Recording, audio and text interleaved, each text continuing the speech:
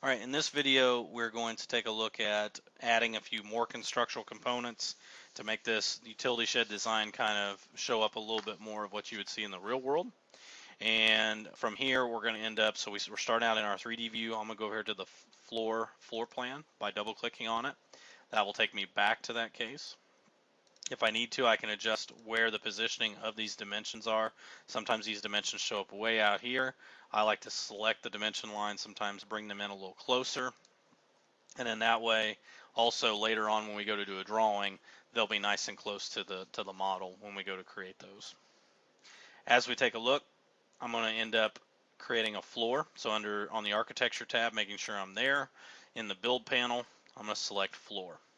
From here, a new option is going to be able to be selected. We're going to choose pick walls. By default, you will end up seeing your floor as a generic 12-inch. So generic materials is kind of a regular generic material. It doesn't really exist in the real world. It's just there as a solid for your modeling. And you have 12 inches for the thickness. I'm going to go ahead and up here in the drawing options, we do have something known as pick walls, which allows us to go through and select walls to be our boundaries for our floor. So as I go around, I'm going to choose the east elevation. I'm going to click around and select all 4 walls. The purple lines need to be on the outside of the walls to the exterior. If they're in the inside, you can choose the blue arrows to toggle them to the outside edges. And that's kind of how that's going to be able to work for us.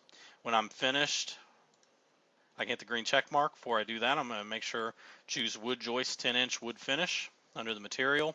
And I'm going to go ahead and hit the green check mark.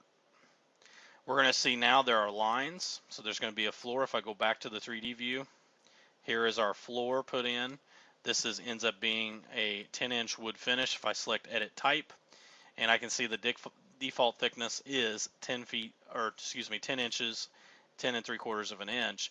If I take a look at what's making that up, I can click the edit structure, and here I can see the different layers or the different materials that are in there. So here I have different structure layer, which ends up being a wood joist, and it's at 9 1/4 of an inch. Here we have plywood sheeting, 3/4 of an inch, oak flooring at 3/4 of an inch. Added up, that gives us 10 3/4 of an inch for our thickness there. So that is going to be what we end up having. And then the lines there are going to indicate the wood pattern from the flooring that we would see in a real world application. All right, our next component we'll be looking at a gable roof. So our gable roof will end up, it's the most common type of roof that we will probably end up seeing. So I'm going to go over here to the floor plan, back there again. Here I'm going to go under the architecture tab, build panel, select roof. And if you hit the drop down arrow, we want to choose roof by footprint. There are some other options we can always use later, but roof by footprint says we are on the level floor. It's kind of asking, it's the lowest level. Would we like to move that to the roof?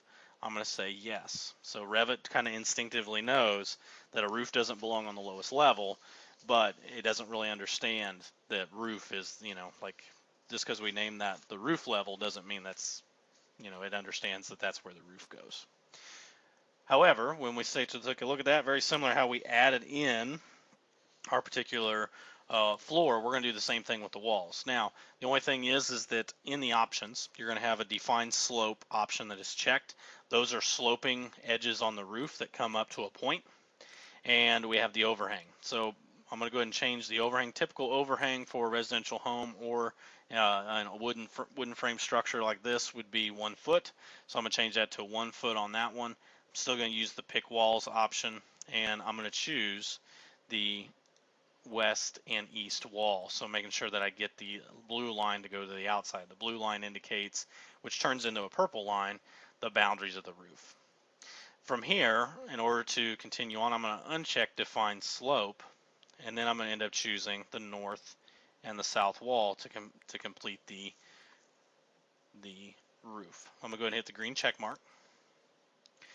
So some of this you may get a prompt. So right now the roof is not present because we're on the floor plan. If I move to the roof level, you're going to be able to see where the roof is. So we're cutting through because of the view range. But if I take a look at the 3D view, here is what how our roof looks. So our gable roof. If some of you get a message that says do you want to attach the highlighted walls to the roof? You may want to say yes.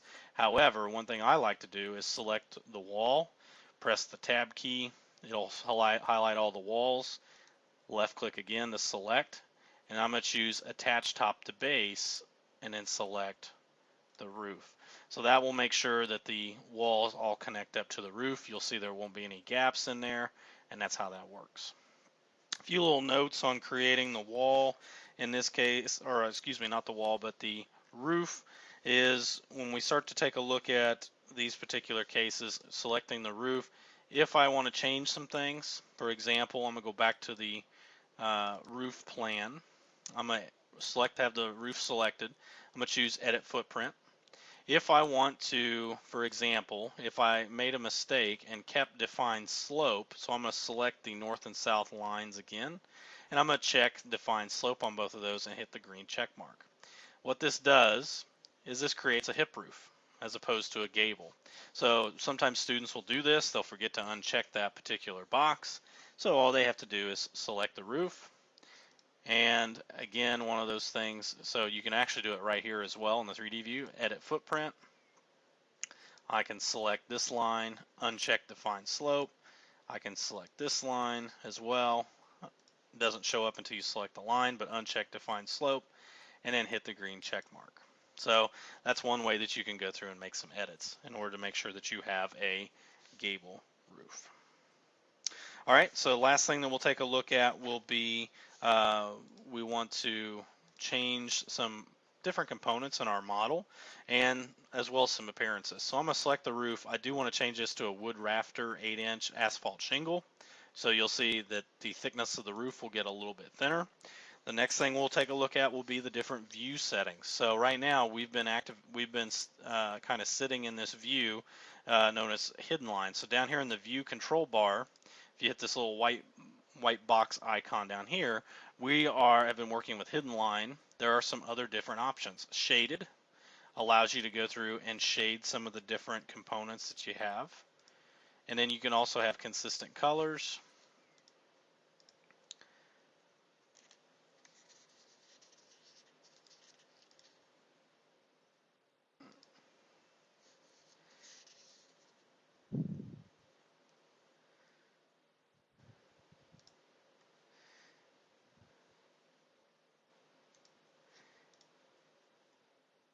But you have a few different options as you take along and you look at some of the different components. So this one right here, right now, I'm set on realistic. So as you can kind of see as my video was kind of loading, consistent colors at the moment. You have shaded. So right now there's not a whole lot. Realistic goes through and will show some of the different components. So sometimes you'll get some components that will showcase, like here, the pattern of the roof will show up, and that's going to be kind of what you end up seeing. Here we're going to select one of the 12-foot walls, and I'm going to choose an exterior brick on metal stud for our type of wall. This will end up in realistic. This will change the appearance. You'll see the brick in there. If we go to shaded tends to kind of take a little bit less processing power on your computer as opposed to realistic, even though it looks a lot cooler. But here is going to be our shaded option. So that's going to change that particular wall type. We can see that between those, and we can also make sure, again here, if I select the wall, I want to make sure those arrows are the exterior. So if I flip those and go back to that view, you'll notice I don't see any brick like I did, but if I select one of the walls, or if I was to hide the roof, here you can definitely see there's brick on the inside. Easiest way to also do that is I'm going to select that 12-foot wall, and let me go ahead and put this back in the home view. Selecting that wall, hit the space bar. There's our brick showing back up on the outside. So this will go through and allow us to have a brick facade for our utility shed. This video completes Activity 213 Utility Shed Design Guide Part 1. And the next series of videos we'll take a look at Part 2 and making some modifications and adjustments to some of the design as we have been creating it.